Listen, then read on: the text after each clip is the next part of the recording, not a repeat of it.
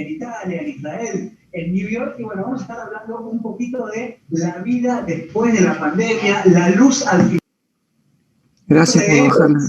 Bueno, porque el barbijo en nuestra vida de repente, en los últimos 2 años, se convirtió casi en una cotidianidad que a veces... Gracias. Así que bueno, vamos a hablar un poquito de eso. Es la competencia mía, ¿no? Para dejar usar el barbijo. ¿Listo? Bueno, gracias. Bueno, empezamos con la unidad 19-20. Primero, básicamente, lo que vamos a hablar es el concepto, la toxicología analítica, muy relacionada, por supuesto, con la bioquímica. Comprende el análisis químico y tóxico de todo, de alguna forma, de todo lo que vimos durante todo el cuatrimestre. Perdón, profe. Sí. Disculpe la interrupción, pero creo que la compañera lo puso para grabar y después lo van a hacer repetir. Listo. Gracias. Ah, bueno, perdón. No, por favor, está todo bien. Disculpe. No, está todo bien. Entonces decía, la toxicología analítica comprende el análisis bioquímico, químico, con una mirada toxicológica. Comprende procesos, como ustedes han visto, con la parte práctica, quali y cuantitativo. ¿Y cuál es el objetivo? Determinar sustancias tóxicas. En algunos lugares, en algunas situaciones es identificarla, por ejemplo, de líquidos corporales, contenido estomacal, en materia fecal, distintas situaciones que pueden llegar con distintas muestras al laboratorio, por supuesto, dependiendo si el laboratorio es específico o no en cuanto a esta área.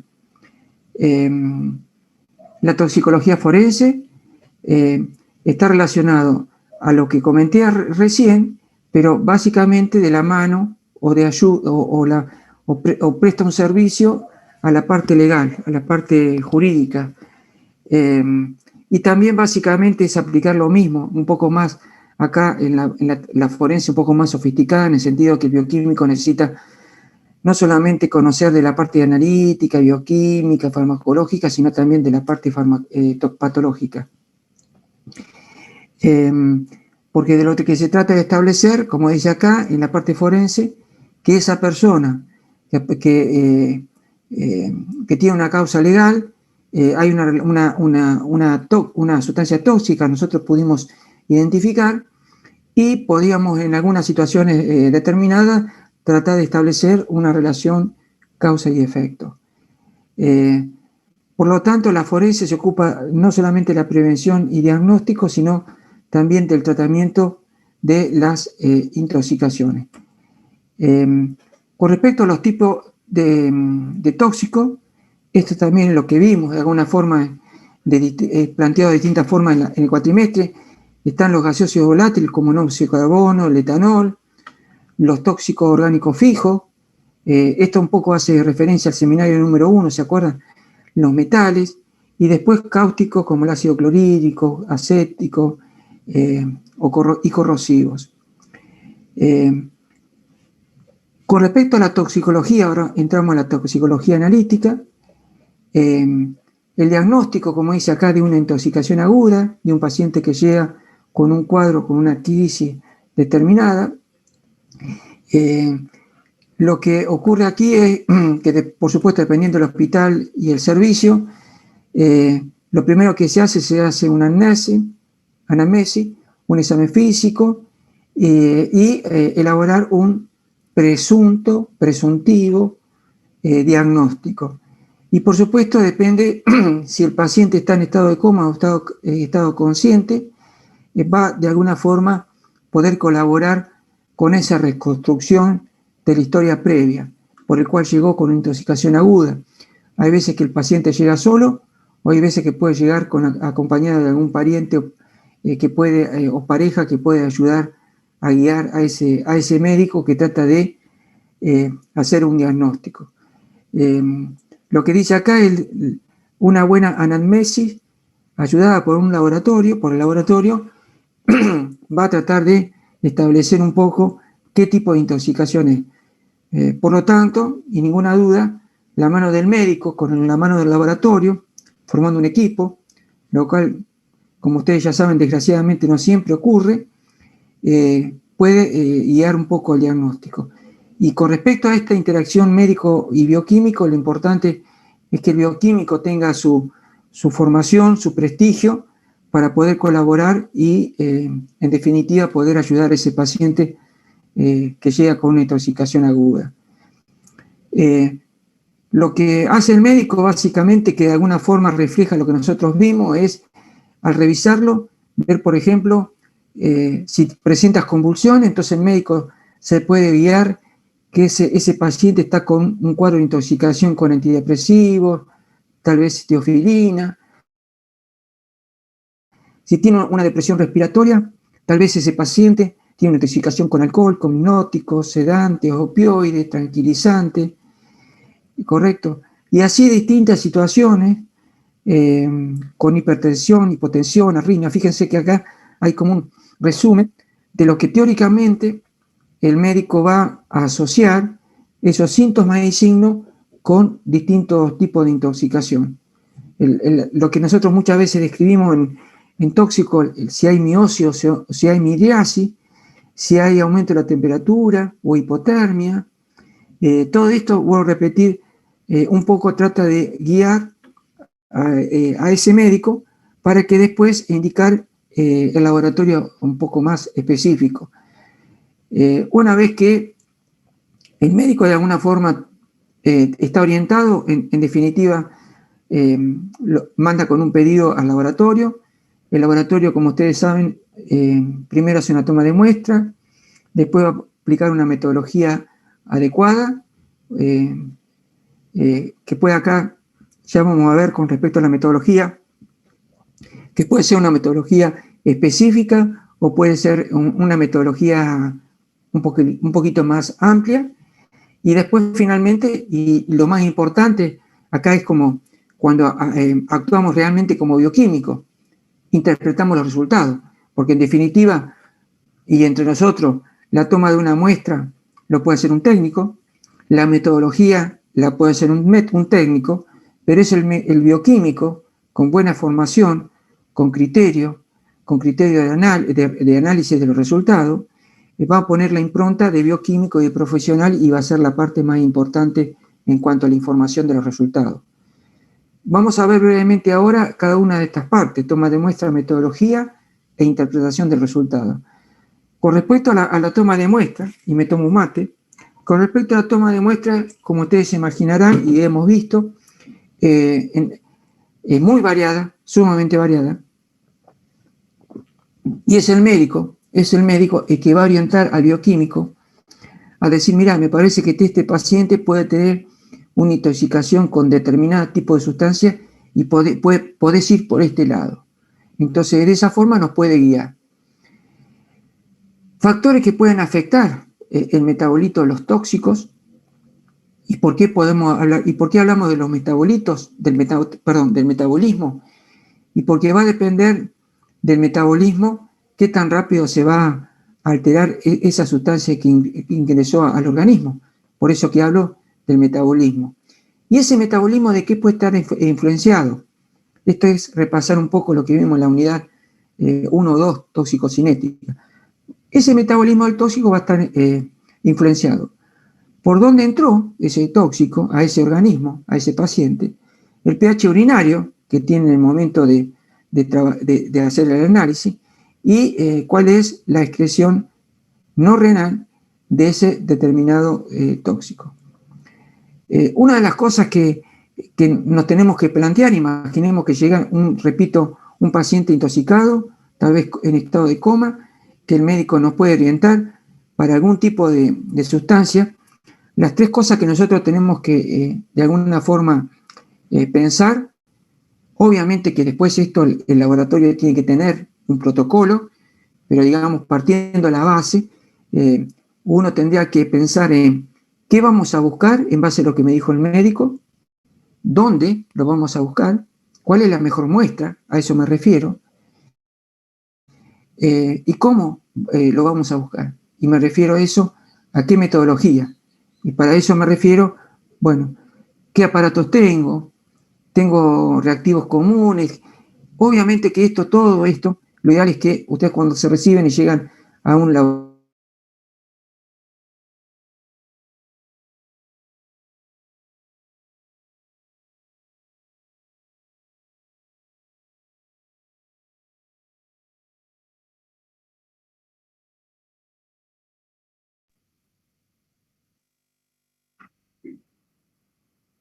Se le pregunta. Se le corta el pro. ¿Perdón? ¿En qué? Ah, gracias. ¿En qué momento? ¿Cuando empecé el teórico? Ah, bueno. Bueno, ¿en dónde buscar? Gracias. ¿En dónde buscar? Hace referencia a qué tipo de muestra.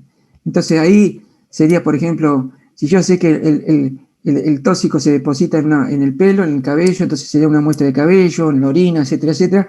Eso hace referencia a conocer los tóxicos, la vida de los tóxicos, como digo yo, o sea, la toxicocinética. Y después, ¿cómo buscar? Es la metodología. ¿Cómo lo vamos a buscar? Decía yo que el día de mañana, cuando usted se reciba, ustedes se pueden incorporar a un laboratorio y pueden a lo mejor generar un espacio nuevo de hacer toxicología, o tal vez se pueden ir a un pueblito de alguna provincia en particular, poner su propio laboratorio, a lo mejor puede ser alguna prueba de toxicología y sería muy bueno.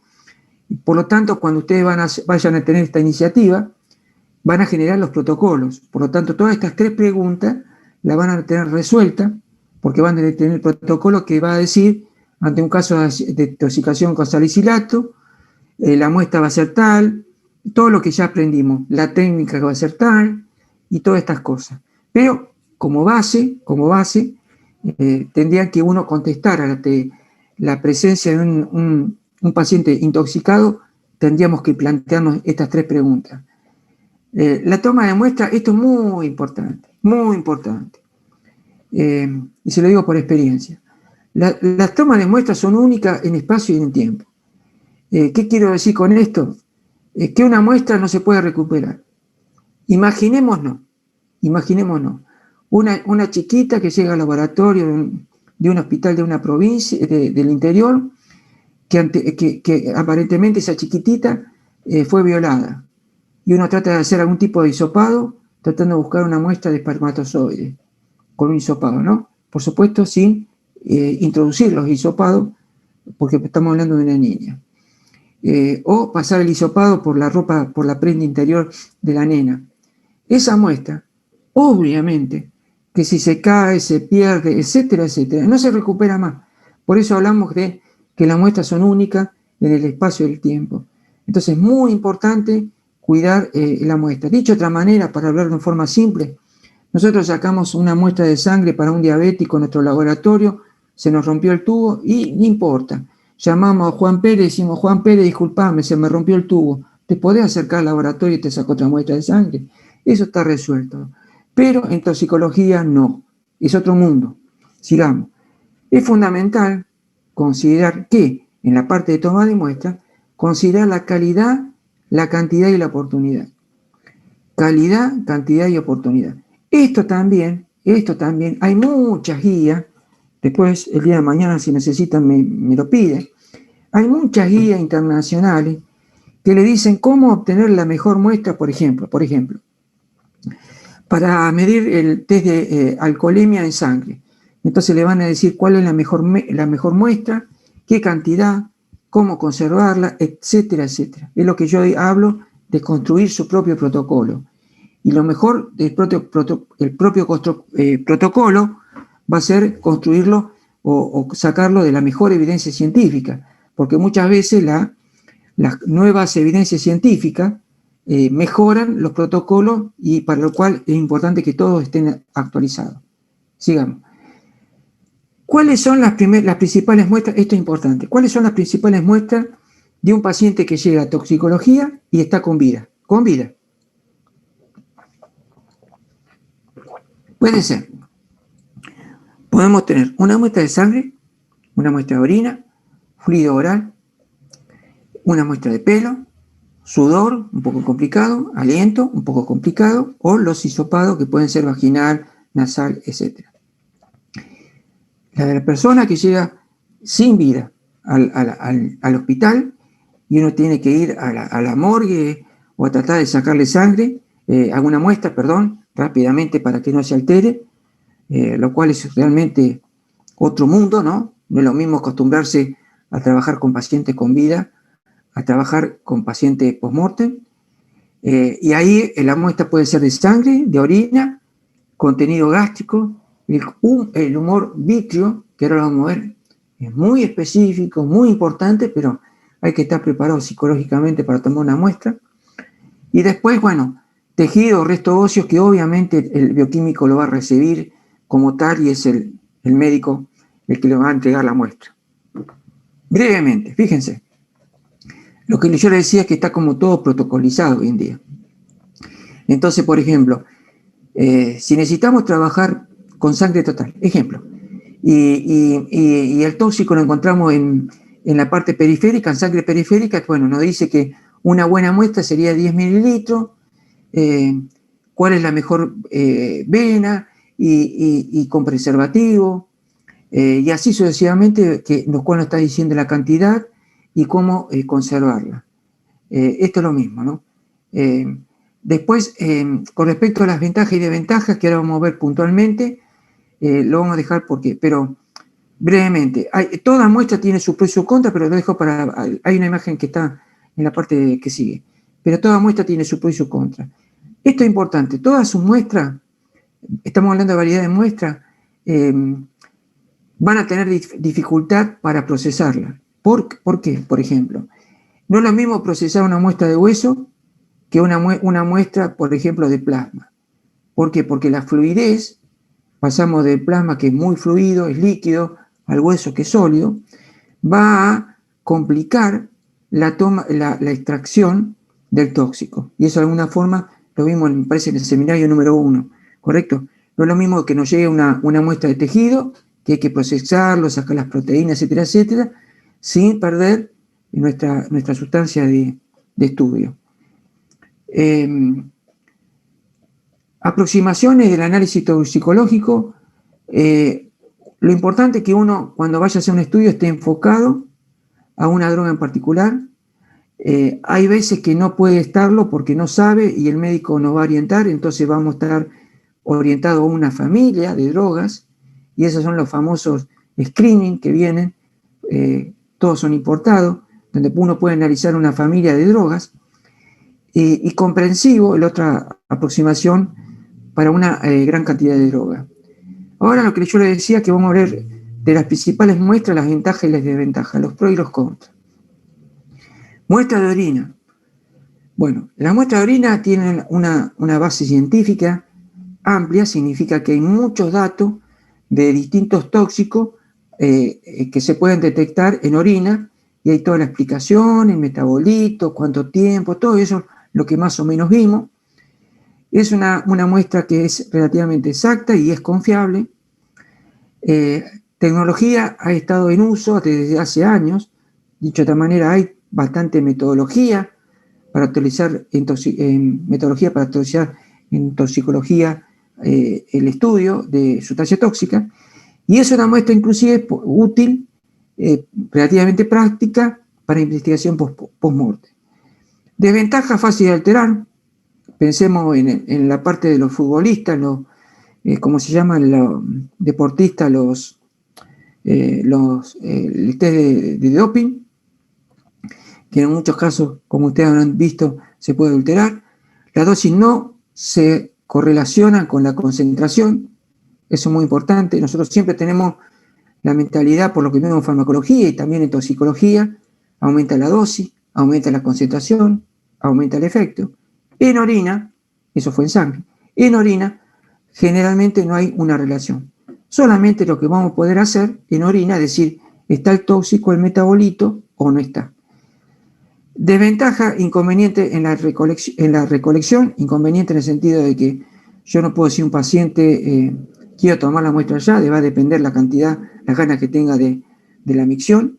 Las pruebas no se correlacionan bien con el estado clínico, una vez más, está relacionado con esto, que no hay una relación en concentración en orina y el efecto.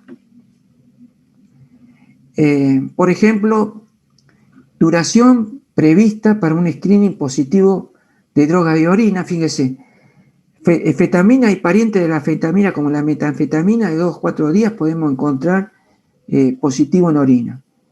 Los barbitúricos, siempre que sea consumo prolongado, hasta 30 días. Heroína y morfina hasta 30 días, fíjese la ventana de detección. Marihuana, dependiendo si es breve consumo o prolongado, igual entre 1 a 3 días, y metadona hasta 30 días. Ahora pasamos a la muestra de sangre, pro y contra. Ventaja, periodo de detección. Es una de las mejores muestras porque desde minutos hasta días después del consumo del tóxico aparece en sangre. Única muestra cuya concentración se relaciona con el estado clínico. Esto ustedes ya saben, significa que una muestra determinada, hablando de una muestra de sangre, una muestra determinada en un punto determinado después del consumo de esa sustancia no se puede repetir, por lo tanto es una muestra única. Útil para concentraciones bajas de tóxico.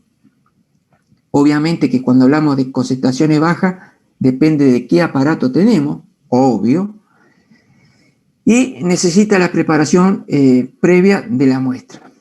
Desventaja es un método invasivo, por supuesto, necesito entrar con una aguja en vena, y el riesgo, esto ya no está tan actualizado, no es un riesgo actual, eso quise decir, del riesgo del pinchazo de la aguja y contaminación, etcétera, etcétera. Hoy en día esta desventaja está descartada. La muestra de aliento, pro y contra. Se puede correlacionar con el nivel de sangre y, por supuesto, lo vimos en el test de la pipeta. También pueden monitorear el monóxido de carbono para ser usado si uno fuma o no fuma, por ejemplo, y útil para programas de dejar de fumar. Aparte el test de aliento, como ustedes saben, para medir el test de alcoholemia. Desventaja, se necesita equilibrar el aparato, eso lo vimos en alcoholemia, el costo, el mantenimiento, y es útil para el medir el alcohol principalmente. Hay algunos dispositivos como este que nos permiten medir específicamente alcohol, monóxido de carbono, entre otros. Bueno, muestra de saliva, fíjense, no tan utilizado tal vez en Argentina, utilizado desde muchos años, ¿en dónde? Primer mundo, supongo.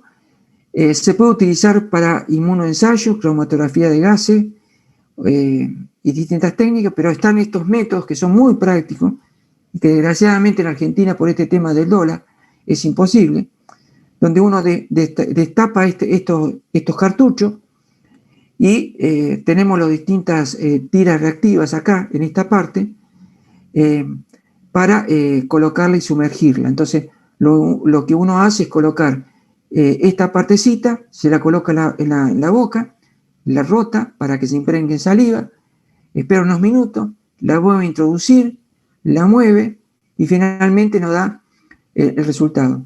Entonces tenemos una sola raya negativo, una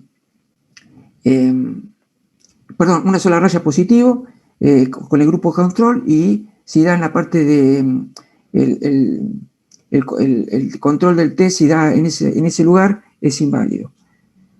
Así que una raya a este nivel es positivo, en este lugar es inválido, y si se da con 2 rayas es negativo.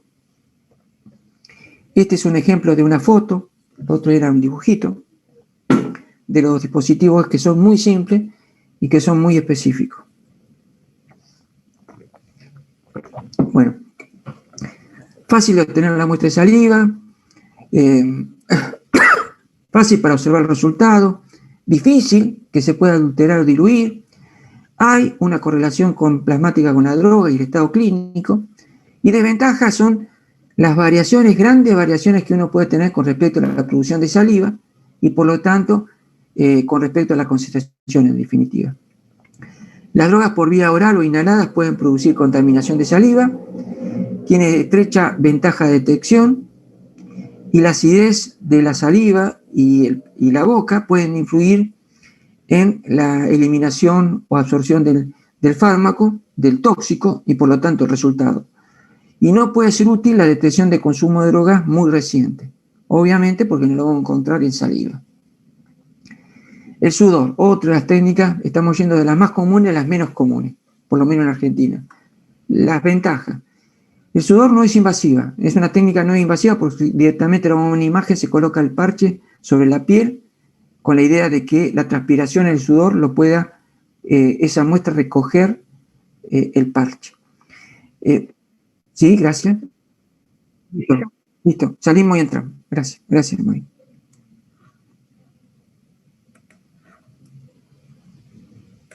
¿Estamos todos o faltan algunos que no han entrado?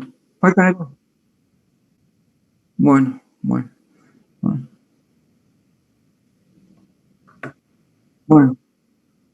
Listo. Vamos a ponernos serios entonces. Y vamos a poner cara de serio. Bueno.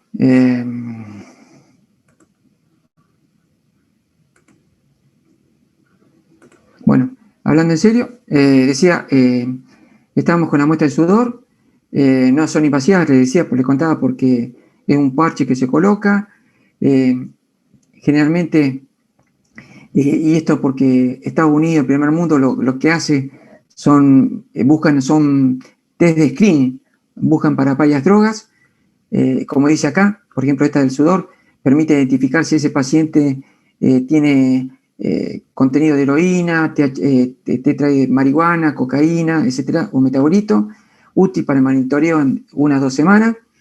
Desventaja, como el de la saliva, hay gran variabilidad interindividual, en especial, parecido a la saliva, según la capacidad que tenemos de algunos producen más y otros menos sudor.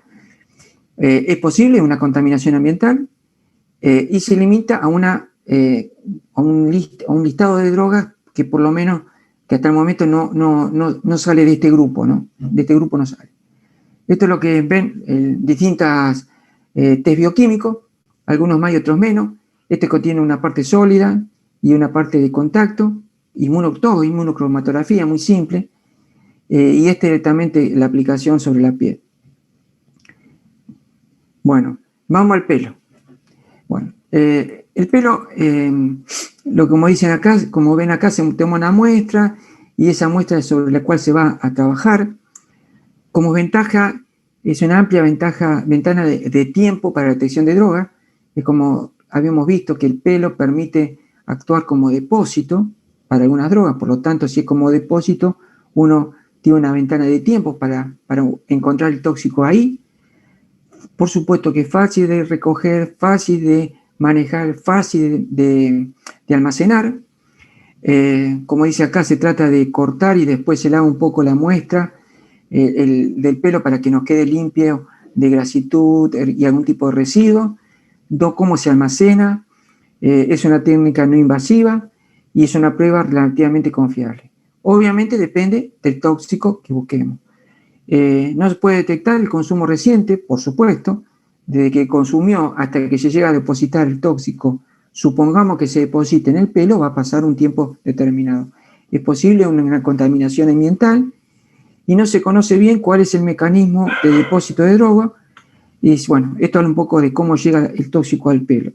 Y las relaciones dosis-tiempo no están bien establecidas. Dicho de otra manera, lo único que podemos limitarnos a decir, el paciente tiene la presencia de tóxico o no tiene la presencia del tóxico. Identificación. Después nos puede llegar una muestra de contenido gástrico, puede ser una prueba en la muerte súbita de una persona que haya tenido tóxico aún en su contenido estomacal. Sustancia altamente tóxica tal vez se encuentra en pequeñas cantidades en sangre, en contraste de las que se pueden encontrar en el estómago. ¿De qué depende? Del tiempo que haya consumido la sustancia. En los casos de suicidio, pueden encontrarse grandes cantidades de tóxico en el estómago. ¿De qué depende? Del tiempo que uno tome la muestra después de haberse cometido el hecho. Esta es otra de las muestras que son muy específicas, podríamos decir. Esta es para muestras post-mortem. Los líquidos intraoculares están divididos en dos, los líquidos en el ojo. Uno, fíjense, el líquido acá, que está acá en esta partecita, que es el humor acuoso. Y en cambio, el humor vítreo, del cual vamos a tomar muestra, está colocado detrás, de la parte de detrás de la córnea y el cristalino. Toda esta parte acá está, toda esta parte que está acá, está el humor vítreo. Por lo tanto, el humor vítreo es un área del cuerpo que está aislado, es una solución que tiene determinadas sales y que puede encontrarse una muestra. Es una muestra más resistente de la putrefacción, no se descompone, tiene poco volumen, de 1 a 2 mililitros, y podemos encontrar determinadas concentraciones. El potasio aumenta en la etapa post-morte y puede establecer la muerte el tiempo de muerte. Esto hago un paréntesis, ustedes lo habrán escuchado mucho en los noticieros, el caso me parece de Nisman y no Nisman, cuando le toman una muestra del ojo para determinar el tiempo de muerte. Y este fue un estudio que hicieron investigadores de Argentina a través de esta técnica que es el indicador de potasio, me puede decir, increíble y muy válido, muy importante, decía, el nivel de potasio nos puede decir el tiempo de muerte. Bueno, esto es todo lo que vimos anteriormente con respecto a los pros y las contras de los diferentes tipos de muestras. ¿De qué depende la muestra que vamos a seleccionar? De la muestra, del tóxico que vamos a buscar. Después está la metodología. Sí, gracias. De todas esas que estuvimos viendo de las muestras, ¿no? La mayoría, por lo que veo, son cualitativas únicamente, ¿no? Indican presencia del tóxico o ausencia nada más. No. En sangre es cual y cuanti. En orina claro, me parece... Sí, en orina me parece que hay cuantitativa. Pero el resto, como bien vos decís, es solamente para eso. Dicho de otra manera, es para que el médico que está en una urgencia de los grandes hospitales detecte rápidamente positivo o negativo. Porque en base a eso salva vidas y se orienta, es más bien para eso. Después, en la parte forense, sí, ahí sí, van a invertir en un aparato más sofisticado y tal vez poder hacer una cuantificación. Pero lo en general lo que estamos viendo es lo que vos dijiste. Es básicamente screening, test rápido, de distintas, de saliva, como viste vos, sudor, todo es test rápido, para que ese médico que está en la sala de urgencia pueda detectar de qué droga, cómo puede guiarse en base al tratamiento. Okay, profe. Sí. Profe. Sí, acá el pelo, más o menos, ¿hasta cuánto el tiempo que puede durar el depósito? ¿No se sabe? Sí, yo acá no está, pero como si yo siempre digo, conociendo la vida del tóxico, o sea, la toxicocinética, ahí vos vas a tener una idea del tiempo. Dicho de otra manera,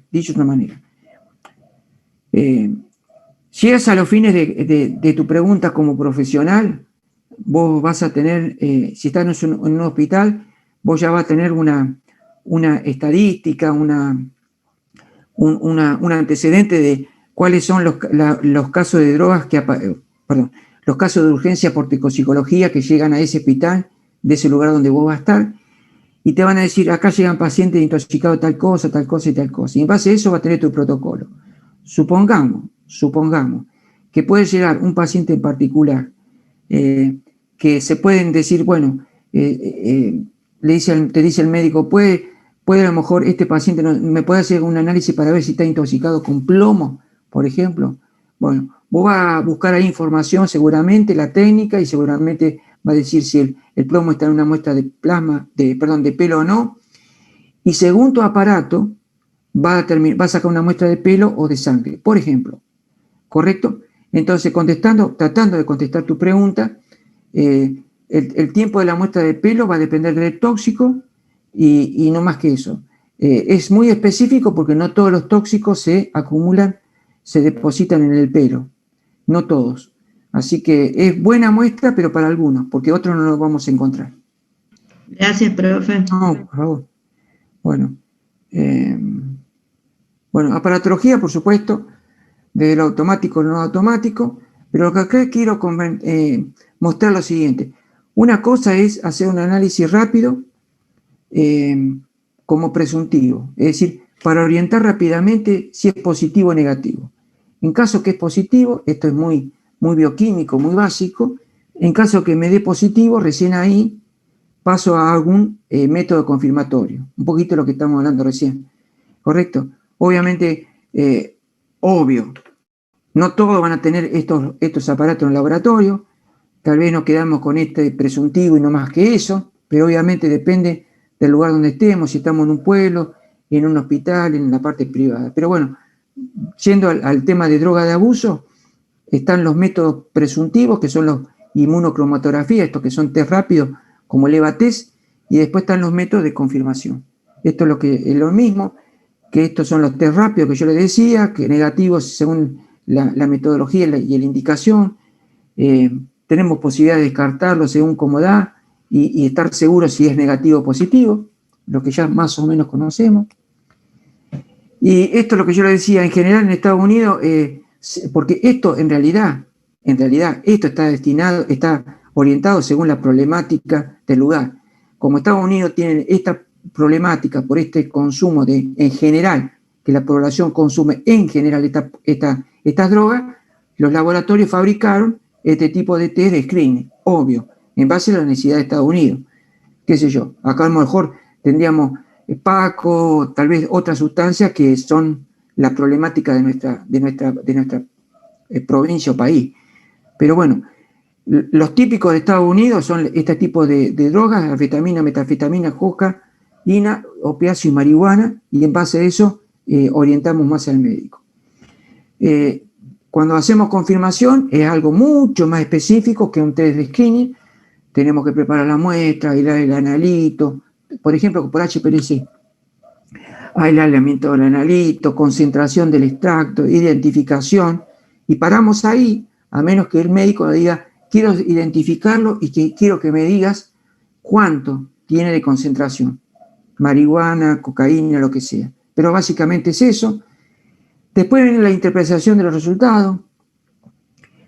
Una de las cosas que, me estoy yendo por las ramas, pero no importa, una de las cosas que yo lamento, por ejemplo, como profesor de la UNLAR, es que la UNLAR, teniendo algunos aparatos que funcionan, no hayan tenido la posibilidad de ver un HPLC en funcionamiento.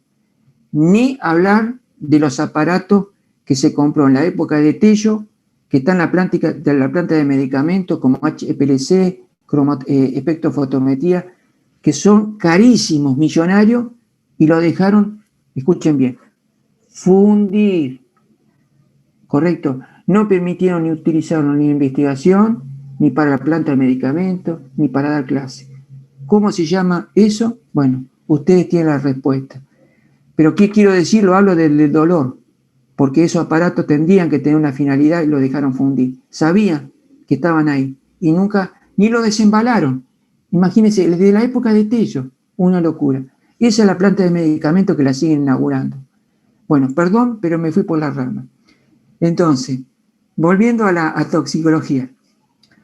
Si hacemos una corrida de HPLC y supongamos, esto seguramente ya lo han visto en la materia, corremos un estándar de cocaína o lo que sea y en base a ese pico, en determinado tiempo de salida del cromatógrafo, podemos identificar cuando corremos la muestra del paciente. ¿Qué más de esto? Bueno, esto es más de lo mismo. El flujo que dice acá, el flujo de toxicología, de detectar, identificar, cuantificar y la interpretación. Básicamente lo que le dije en español, acá está en inglés. Detectamos, identificamos y cuantificamos e interpretamos resultados. Bueno, ¿alguna pregunta?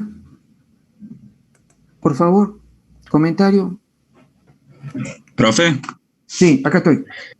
Con respecto a en el ojo, ¿qué muestras podemos o qué tóxicos se pueden acumular ahí? ¿Quién habla? A ver, para que no te veo. ¿Dónde estás? Que no te veo. Ahí prendo la cámara. Ah, Agustín. Sí. No, en este momento no me acuerdo. Disculpad, pero no me acuerdo. ¿Cuáles son? No me acuerdo. Sé que es útil, pero no es frecuente. En algunos casos se saca muestra. Dicho de otra manera, lo que yo sé, la muestra esa es particularmente para ver el tiempo de descenso, de muerte. La muestra esa. Generalmente no se utiliza en general para las drogas de abuso, qué sé yo, cualquier cosa. La gente que fallece por consumo de marihuana mezclado con alcohol y todas esas cosas que ustedes vieron, que por la noticiera obviamente, se utiliza muestra de sangre en general.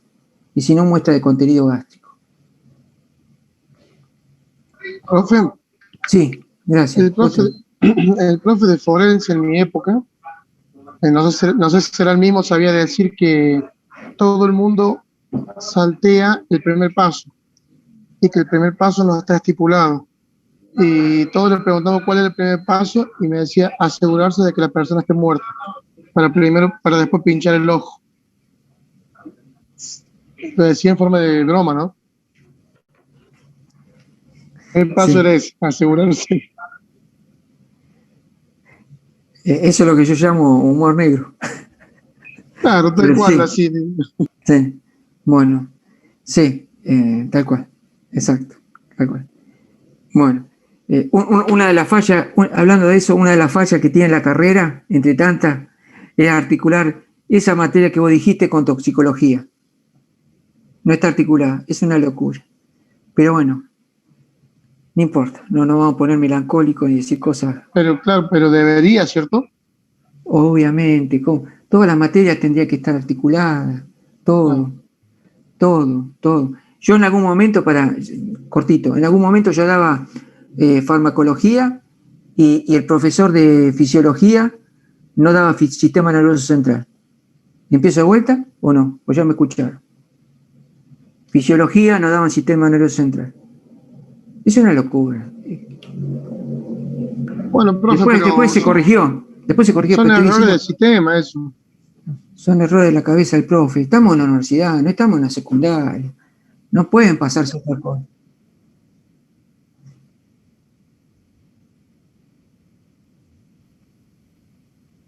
No.